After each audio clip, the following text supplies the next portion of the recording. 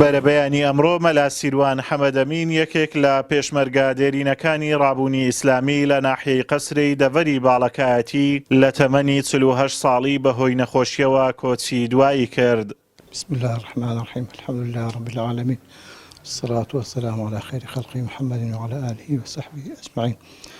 کاک سیروان ئەم لە ساڵی 92 دەیناسم کابرایەکی باش بوو، یا ڕەبی خوای گەورە عەفوی کات، خوای گەورە جێگای بەهەشت کات. بەڕاستی کابرایەکی موسڵمان و دیندار و ڕێکپێک بوو، زۆر لێبڕاوانە و ئیسلام کاری دەکرد و ڕابوونی ئیسلامی هەموو کات هەر ئامادە بوو، هەر کاتێک کە پێی گوترا هیچ خۆی نەدەبوارد.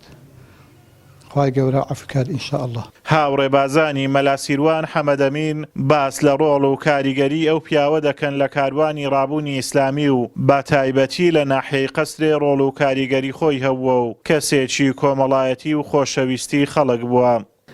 کاک سیروان بەڕاستی کەسایەتێک بووە، هەردەم دەستی خێر و چاکە و کەسێکی کۆمەڵایەتی بووە لە سولح و مەسلحەتەکان، لە کارە باشەکان، هەم کارەکان لە پێشەوەی هەموو خەڵکەکەی بووە و کەسێک بووە الحەمدوللیلا هەموو خەڵک لێی ڕازی بووە، ئەهلی مزگەوت بووە، ئەهلی چاکە و خێر بە الحەمدوللیلا. ینی ئەتوانین بڵێن بەڕاستی ینی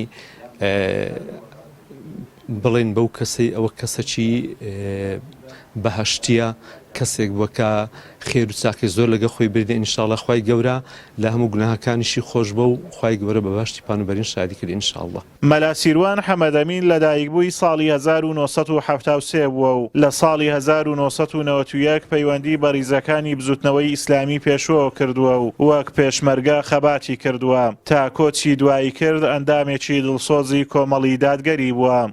ئازادۆمەراوەی کەناڵی ئاسمانی پەیام، ناحیەی قەسرێ لە دەڤەری باڵەکایەتی.